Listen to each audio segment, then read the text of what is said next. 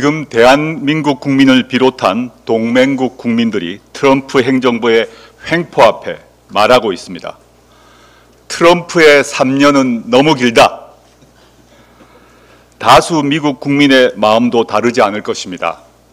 관세가 부메랑이 되어 미국 국민의 부담으로 돌아오고 있기 때문입니다. 실제 일부 관세 품목에서 소비자 물가가 상승했습니다. 트럼프 2기 행정부가 출범한 지 9개월밖에 되지 않았습니다. 트럼프 대통령은 9개월 만에 8개 전쟁을 끝낸 사람으로서 노벨 평화상을 받을 자격이 있다라고 주장했지만 세계는 9개월 만에 90여 개국의 관세 전쟁을 일으킨 지도자로 기억할 것입니다. 트럼프 대통령이 경주 에이펙에서 예정된 미중 정상회담 취소를 시사하고 100% 추가 관세를 예고하자 미국 증시는 시총 2조 달러, 한화 2,872조 원이 증발했습니다. 비트코인 등 디지털 자산이 직격탄을 맞았고 불확실성을 피하려는 움직임에 금값은 급등세를 보였습니다. 사상 처음으로 3,500선을 돌파한 코스피가 영향을 받을 가능성이 큽니다. 환율 충격도 대비해야 하는 상황입니다. 이렇게 트럼프 대통령의 말 한마디에 각 나라의 금융시장이 출렁거리는 것은 결코 바람직한 국제 질서가 아닙니다. 트럼프 대통령과 행정부는 동맹국 국민들의 울분을 직시하시길 촉구합니다. 국제사회의 리더로서 세계 경제와 국제 질서를 안정시키는 책임을 다할 것을 재차 촉구합니다. 현재 대한민국과 미국의 관세 협상이 이어지고 있습니다. 저는 10월 9일 미국 대사관 앞에서 촉구했던 기존 제안에 더하여 두 가지를 추가로 제안하고자 합니다. 첫째, 정부는 미국이 부과하는 관세에 대해 세계 무역기구인 WTO 제소를 준비해야 합니다.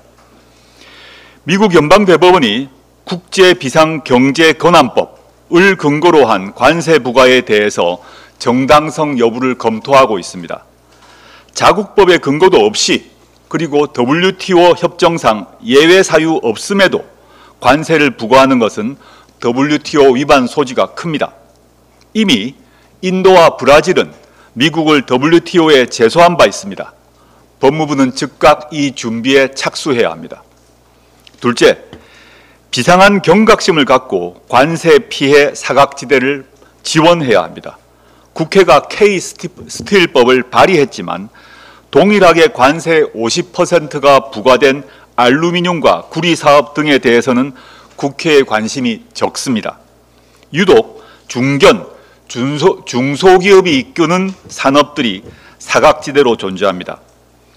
국회는 입법으로, 정부는 재정으로 이 기업들을 위한 지원 정책 수립에 전속력을 내야 합니다.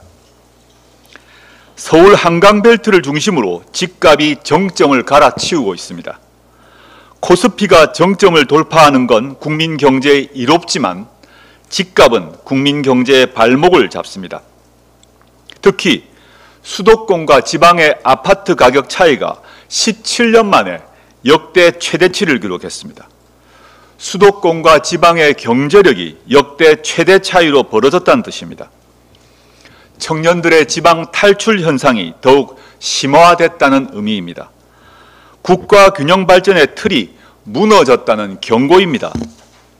이런 심각한 상황에서 오세훈 시장은 서울시장이 아닌 강남시장을 자처하고 있습니다.